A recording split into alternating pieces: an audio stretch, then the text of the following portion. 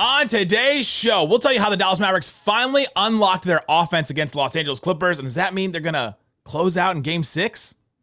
Tell you all about that. Today's Locked On Mavs. I'm Luka Doncic, and this is Locked On Mavericks. Mavericks,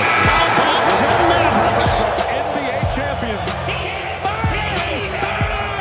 It's good, and the Mavericks have won the game. If you don't believe, you shouldn't be here. Loyalty never fades away. And welcome. You are locked on to the Dallas Mavericks. My name is Nick Angstadt, media member and NBA channel manager for Locked On Podcast Network, your team every day. Thanks for being part of the show. Making Locked On Mavs your first listen today. With the best way you can help us grow the show is to listen every day. Leave a 5-star review on any podcast platform, like the video on YouTube, comment anything below, and then go over to Locked On Clippers. Sorry, Darian. And just comment Cancun, ? Game off. We got to talk more about Monopoly. This fast-paced game lets you team up with friends for tournaments to unlock awesome prizes, unique stickers for trading, cool playing pieces, and hilarious emojis for taunting your friends. So download Monopoly Go on the Google Play or the App Store. Game on. And I guess we don't get to do this often with Dana, so I guess we should just let it ride. That's right.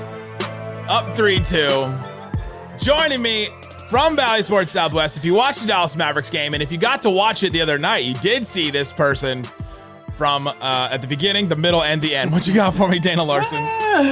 And if you did stay up late with us, thank you so much. That's These right. tired eyes after you and I both doing our very late night post-game shows. Quick turnaround to when we are recording this pod today.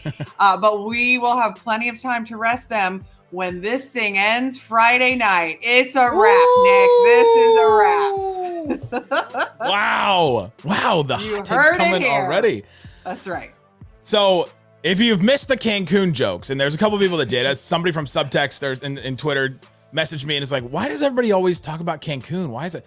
It's from the Lakers from a long time ago when Nick Van Exel actually was on the Lakers, and their season was about to end, and they all get in a huddle and they go 1, 2, 3 Cancun, because their season was about to end and they were ready to go on vacation.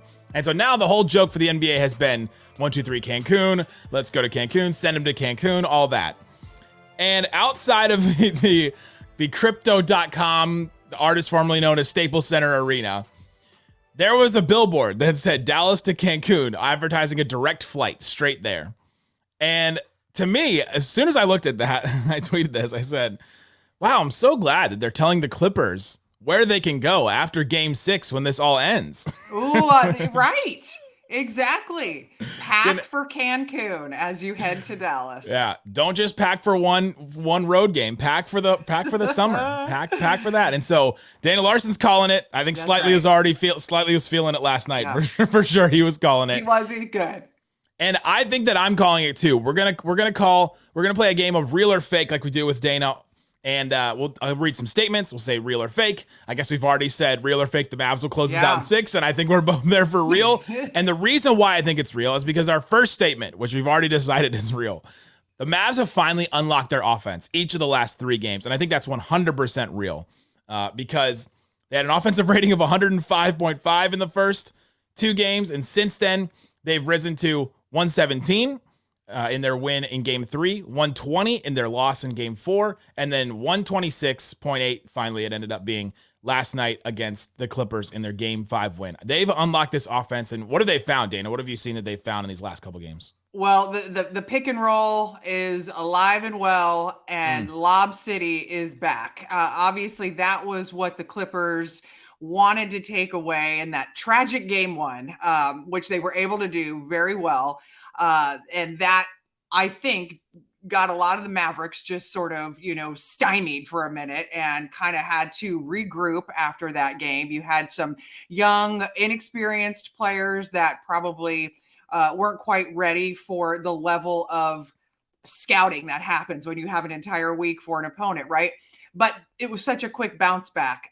Points in the paint changed dramatically after the first 2 games. These last 3, they've really been able to get back to getting those easy buckets, which give them energy, give them life, translates into good things on the other end too.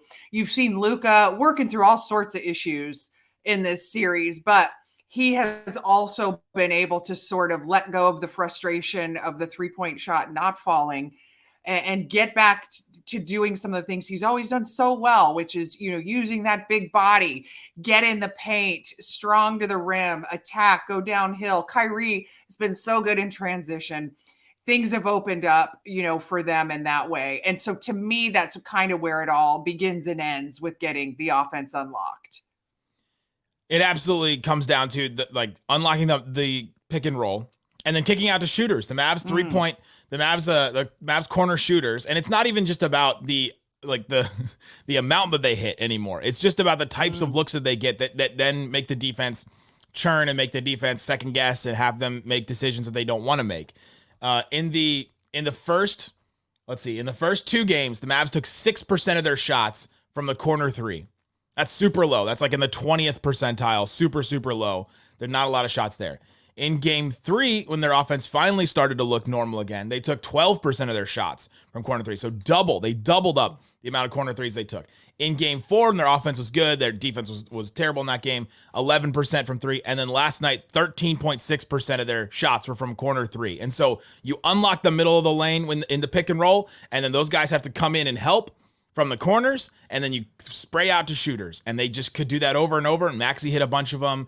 And, Derrick Jones Jr. got a couple. And that's the way this offense unlocks, is if you hit a couple here and there and you show that you're a threat in multiple areas, then you can unlock things for Luka. And then Luka can get to the rim a little bit easier, because all of a sudden these defenders, these help defenders and low man and all that, they're second guessing. Where should I go? Should I stick with my man? Should I go back in the paint and tag the roller? Should I do this? And then all of a sudden Luka's like, as you're trying to make this decision, I've made the layup already, and we're going down the other end.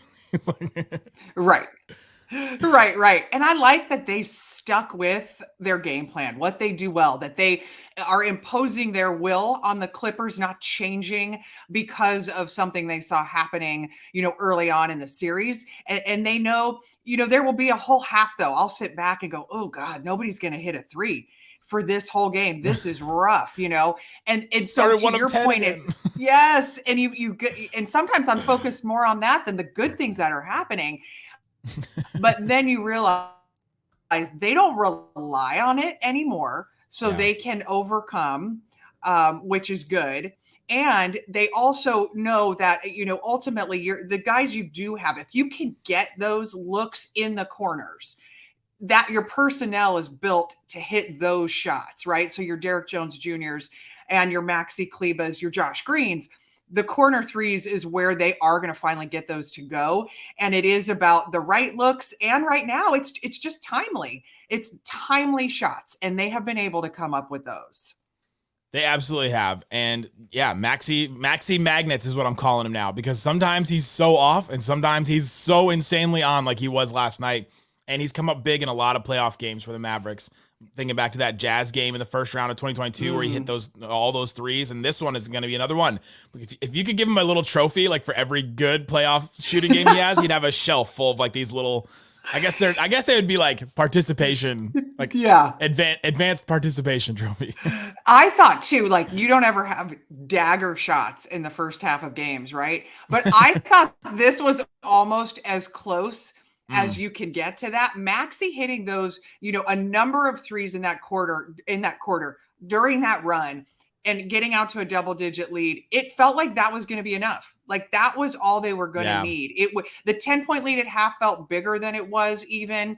And then it got out to 20 quick. So it was weird for me. I really felt like those were almost, dagger buckets that were kind of, changing the entire course of that game. And it was done. Well, in the first half, you had James Harden 2 of 9 from the field, Paul George 2 of 6. Neither were being that aggressive, and neither were being that effective either. And that's kind of one of the main reasons why the Mavericks got that win, is they finally got the bad James Harden game, and we'll talk about that a little bit later. But yeah, I think the Mavericks have finally unlocked this offense because it's growing, like it's getting better even as the game goes on. And they didn't even get that much from Kyrie last night. Right. I mean, you're on shooting nights that aren't great from Kyrie, on bad-ish 3-point shooting games overall. You are able to overcome a lot because really it's because they're putting so much pressure on the defensive end. They're not needing to score 120 at all. And now you're averaging like 111. And you mentioned the offensive ratings in these last 3 or 4 games. It's enough. It's enough. It's all they need, because this is a new team. This is a new team that doesn't rely on the 3 anymore. And man, that's such a good feeling sometimes when you don't need those to go down.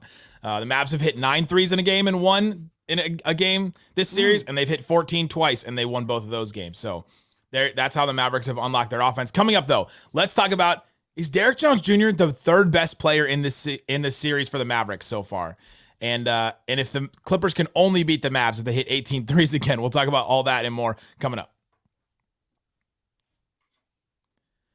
Today's episode is brought to you by Monopoly Go. Okay, game off. We've got to pause here. Talk about Monopoly Go. Flag on the play. I know you heard us already talk about this, but there's just so much good stuff in this game. You can team up with friends for timed tournaments where you work together, build up each other's boards. The more that you win together, the more awesome prizes you unlock. So if you've got a friend that you love to play these mobile games with, you can team up and do a lot of stuff too. It's not just an alone game anymore, although it can be an alone game too. Sometimes you just need to sit back, you need to play a cool game and like get some cool prizes and like feel like you're getting to like accomplishing something. I'm totally with that. I've played tons of mobile games, including Monopoly Go, where I get through and I'm like, man, I just won that prize. Feels really good. Boost your self-confidence for a second, and you just need that. Monopoly Go feels new and exciting every day with constant changing tournaments and challenges, a ton of new unique mini games and things like that, digging for treasure. You've got the new timed events that help you win big, like massive multipliers for everything you win, or rent frenzies, things like that. So you discover something fun in Monopoly Go. Download it free on Google Play or the App Store. Game on. Get Monopoly Go on the Google Play or the App Store.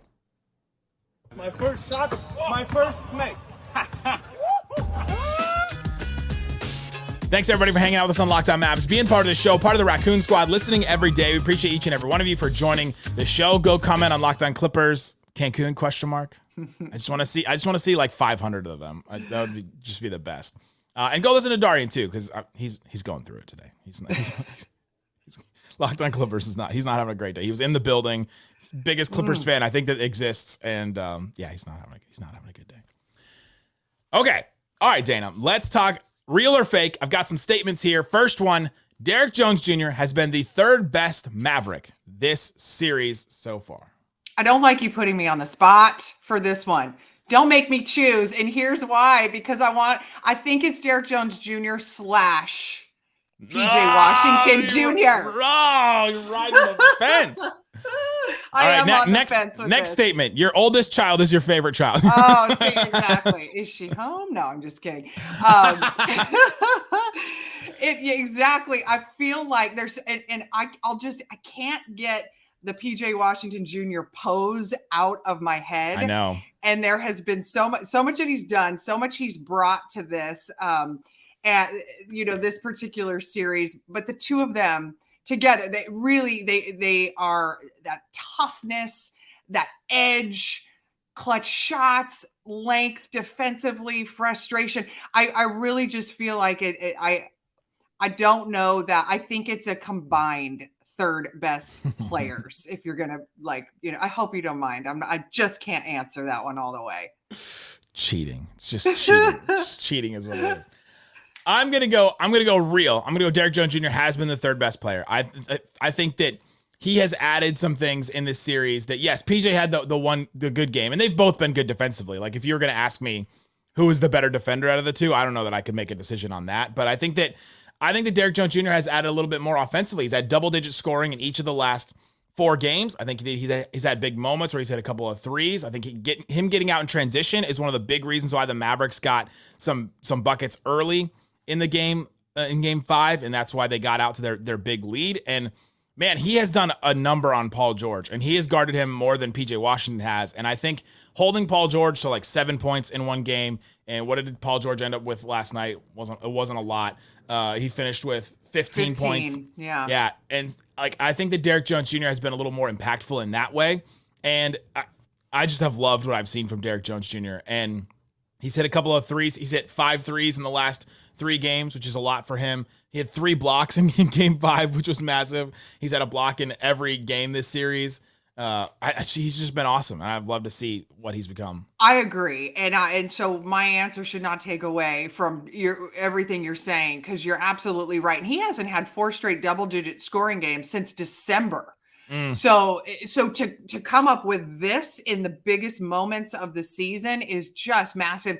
And Luka Doncic retweeted some post-game interviews that Derrick Jones Jr. was doing after the Game 5 win and quote tweeted it. So underrated. So, I mean, when you've got Luka knows how valuable he is. He knows all the intangibles that he brings.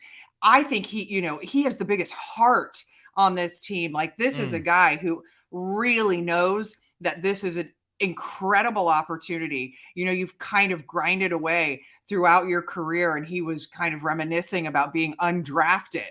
Yeah. And what it takes to get to this point, to be on a team where you're this important and be on a team that has the potential to be this good. You don't, sit back and take it for granted. And that's what you feel like when Derrick Jones Jr. is on the floor. He is making the most of every second that he's out there. He absolutely is. Derrick Jones Jr. has played in some playoff games, but he had not played more than 16 minutes in any playoff game that he's played before. And in this series so far, he's played 17, 27, 28, or 29, 32, and 33 minutes. Like, he is a huge part of this team. So this is a massive point in his career and a massive spot that he's been put in that he's just never played in before. Honestly, he's only played double-digit minutes in 5 games in the playoffs before this, even though he's played in a bunch of playoff games. He just kind of appeared in some of them. Just a huge, massive moment for him. I'm very happy and excited for him. My next statement is, I'll tie this one to Derrick Jones Jr. too. Real or fake, Dallas's defensive play and effort matters more than their offensive play and effort in this series. Totally real. I mean, I think that when you can put a stranglehold on a Clippers offense that's been as good as it has, when you can frustrate them, when you can make these future Hall of Famers uncomfortable, when you can, you see that matters in a game like this. And it is, to me, it's the difference. And for all the reasons that we talked about, like they're getting enough offensively, and it's because of what they're able to do to slow down the Clippers on the other end. And I think defense wins championship, blah, blah, blah, right? Boring. Well, there's a reason it was said. There's a reason Jason Kidd has been so adamant about, having his team be more defensive minded, building the personnel around it. It's for moments like these. It's for the playoffs. It's for big playoff series like this. Absolutely. And I think an underrated thing that I think I talked about last night, but not so much earlier in this show, is the reason why they unlocked their offense in this game was because they got stops. They got stops and they pushed down transition. The Mavs had 21 points off turnovers. Clippers only had 7. Mavericks had 15 fast break points as well.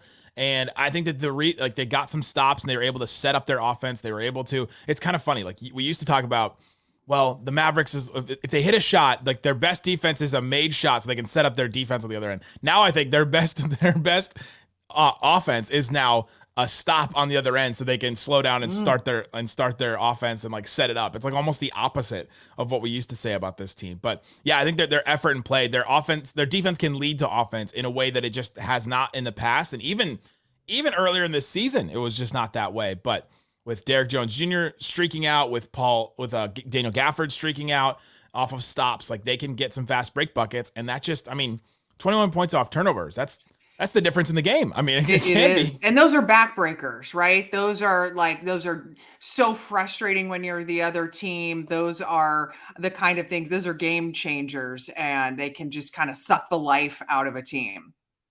Absolutely true. Quick one.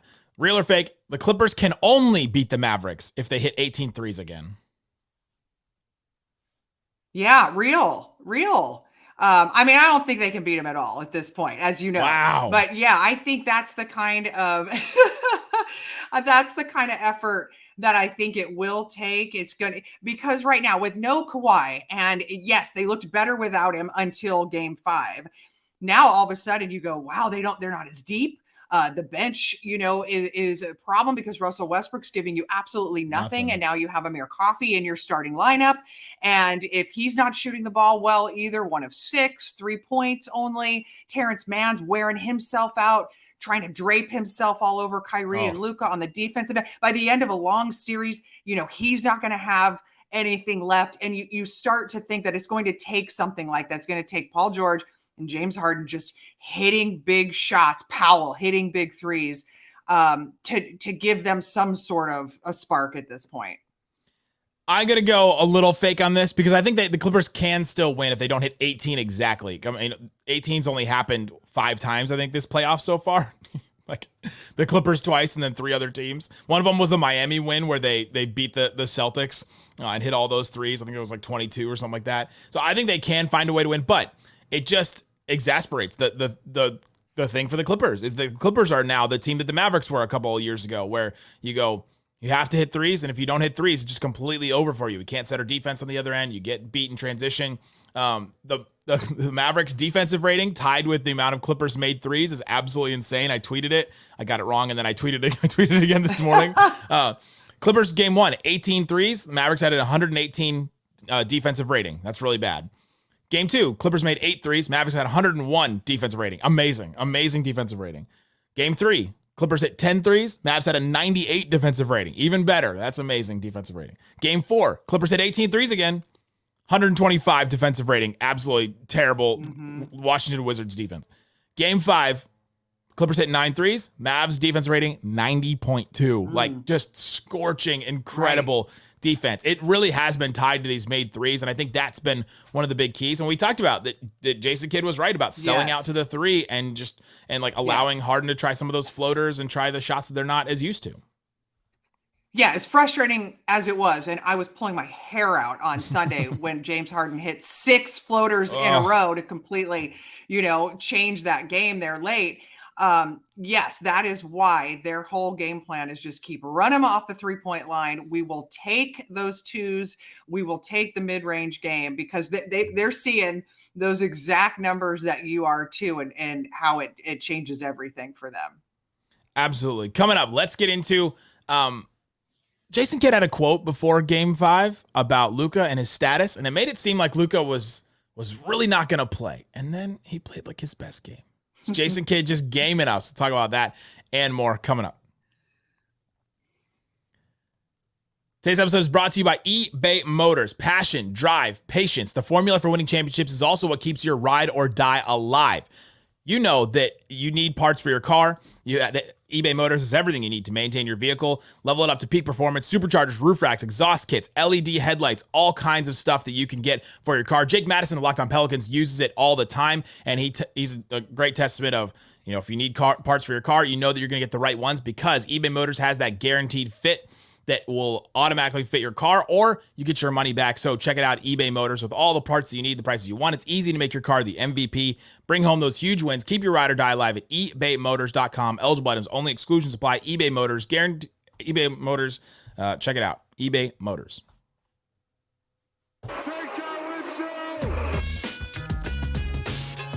All right, Dana. Let's continue to talk about some real or fake. Let's talk about this next one. Jason Kidd has been known to say some things in the media before, and he said, I'm not playing. I'm watching, just like you guys. He's come back at me one time when I asked about some minutes for somebody and said, I have to apologize that you felt that he should have played more. And so sometimes he likes to have some fun, and he's a very extremely dry sense of humor at times. And I have not heard him use the media to game, to play tricks on a team as much as we had heard Rick Carlisle do this in the past. This is something we had been really used to. But Jason Kidd had a quote that really stood out to me before game 5 and kind of made me worry. It made me more worried when I read the quote. And I wonder if it happened to the Clippers as well. Jason Kidd said about Luka Doncic, he's going to give it a go and give it a shot. We'll figure out how to get him rest at timeouts and then maybe get him in a little earlier than normal. Hopefully he's feeling better. We'll see how he feels as the game goes on. Just did not make me feel good about Luka and his status, especially seeing all the tape that was on his leg during practice and all that kind of stuff. They called it a knee sprain instead of just knee soreness or all that. But Dana Larson, real or fake, Jason Kidd's pregame quote about Luka's injury was pure gamesmanship. I think fake. I think Luka was in pretty bad shape. I think he was in pretty bad shape. And the reason that I feel that way, first of all, the reporting coming out of LA, and we got to hear from Luka after shoot around. He sounded awful. I think he was playing it up too. He's playing it up too. I guess it's possible, but I definitely think he was a lot sicker than, than people knew. And he'd probably been dealing with it for those games during the homestand. And the knee, there is definitely something going on with the knee. You can tell from the way he looks, the way he's been able to run, the way, his legs not under him for those 3-point shots. So I honestly do think he made quite a bit of progress from 11 a.m. to, game time. And probably was, playing, not feeling well, whether it was illness or injury. So I always knew he was going to play. You could get a sense. He did say if it was the regular season, he wouldn't play. That's how bad the combination of everything was. But I do think that I always thought he was going to play, and I'm sure the Clippers did too, no matter what they heard coming out of Jason Kidd's mouth. I tried to set that up as well as I could to try and get you to say it was fake, but I knew you wouldn't take it, Dana Larson. You're too talented and professional of a journalist. I've had to read between the lines of too many press conferences. Yeah, right. I'm going real. This is real because I don't always tell you guys the truth. I think that we're going to give it a shot. There's no way he was just going to give it a shot and see how it goes. Luka was always going to play in this game. Luka was always going to have, a moment in this game. And maybe if it got worse during the game in some way, they would take him out. But if Luka's able to play, he's going to play. I mean, you've heard him every single time he has an opportunity to, even when it's not advantageous for the team or for him necessarily. He's going to go in there and give it a shot. And so I think that there was a little gamesmanship with Kidd playing it up a little bit and playing up how out Luka was going to potentially be. The other thing that you just made me think of too was maybe by putting this all out there, it was giving a little bit of an explanation to a perhaps not great Luka game, if that was ahead, giving some context a little bit. Also, a message to his teammates. Let's go, guys. We have got to pick up for Luka. He's carried us. That's what he does. This is your time. And I think it was probably also a little bit of a message to his own guy. Dana, I don't know if you've been on Mavs Twitter this week, but you're not allowed to say that Luka has played badly. You're not allowed to. You're not allowed to share stats. You're not allowed. Well, and he to, didn't, so it doesn't matter. He played great. In the end, he played great, right? Best game of the series statistically. So all's well that ends well. All right, real or fake? Dereck Lively has been the better center over Daniel Gafford in this series. Like I predicted, and several others thought that he would be a better fit in this series. You did say that early on. Credit to you. I mean, real. I think real. Just the eye test and the stats all sort of back it up. He has been, for a guy who's never been in the playoffs and is at the end of his rookie season, he was surprisingly calm, looked very ready. I mean, and we all know everything that he went through at the end of the regular season and the personal things he's dealing with. It's unbelievable, the sort of steadiness that he has. He looks, so mature beyond his years all the time. And I think he played 19 minutes. His numbers averaging 8 points, 5 boards, and he's had 6 blocks in the series in 19 minutes. I mean, that's really efficient. Gafford dealt with all sorts of things. Couldn't get comfortable early, got foul trouble, looked frustrated, was dealing with injury too. So I think he's had a tougher matchup in that starting lineup. It seems like, Lively just in the end consistently has been, really, really good. They've both brought things to this series. It's not like one has been trash and the other one has been amazing, right? And Lively's had some moments where he looks like a rookie too, of course, but Lively has been better in this series. So this is absolutely real. I think we're like, I guess the Kidd one was fake, but I think all these are real. All these statements are real. But yeah, Lively's just been a little better, and this was going to be a matchup that was better for him. I think probably in the OKC series, if the Mavericks are going to move on, which we think that they're going to, I think that would be a Gafford series, and I think that's where you would look to Gafford to be more physical against the Chet Holmgren, to be running out in transition if they can get stops and all that. Like I think that would be a change in this, and I think that for this series, playing against Zubats, playing against this Clippers team that plays this one-on-one game and all that, I think Lively has been better in this moment, and man, he has really stepped up to it, and you just love that for him. Like you just love that for him to see him in this playoff moment. that alley-oop that he got, there's a couple, I guess, last night where he just was, I mean, he screamed, and you could just tell it was like this, like, it just came from deep within him that he just needed to get that out and to have a huge dunk in a playoff game and in a decisive game 5. Like, oh, you feel for the person of Dereck Lively and probably everything that went into that kind of dunk. You're just like, there's so much going on in his life, so much that he's gone through, and now he's got some family members around. I saw him posting about that, and like just to let it all out in one dunk, like what an amazing feeling that probably was. And I, the pressure that he's under to perform and to be able to deal with all of the emotions and the adrenaline of playing in your first NBA playoff games, and to I don't want to put the cart before the horse, but to get through it, successfully. And now you can kind of have a little bit of all right, I can do this. And he's never lacked for confidence. And this is only going to build up more. Absolutely. I mean, just look at their field goal percentage difference. Dereck Lively, 72%, Daniel Gafford, 40%. It's just that has not been a typical Daniel Gafford couple of games. He's had some things like you mentioned before, but I'm interested to see how that would change if the Mavericks do move on and beat the Clippers and move on to the Thunder. They still got to win one more game, though. They do. As confident as we all are, they still have to win one more game. This Clippers team has proven they could beat this Mavericks team if they come back. But this Clippers team has also proven that they can fold. They can fold pretty quick. And James Harden has proven that, and Paul George has proven that, and this team has proven that, and even with Ty Lue and all that. Body language was not good from them as this game went along in LA. And I think that says a lot. Ty Lue pulled the plug with 7:30 left in the game. That's a long time. It is.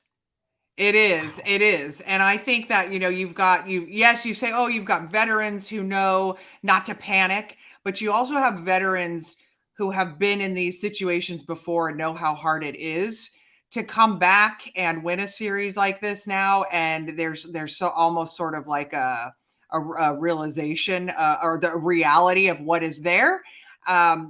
I think that's one of the reasons you really like the Mavs' chances back home. The crowd is going to be insane. Oh, I'm so the excited. Crowd has been incredible in the 2 home games already, and it's really going to be fun. Absolutely excited. Be there if you can. Dana Larson will be up there in the suite, and you go say hi to her on the set with Devin Harris. Is Devin Harris going to be there? Yes, Devin Harris. Devin Harris will be there. And then Slightly and I should be there, but I'll be there for sure. Section 123 if you want to come say hi. This will be a great game. I'm excited for Mavericks in Game 6. Guys, thanks so much for listening to Locked on Mavs. Peace out. Boom! Awesome.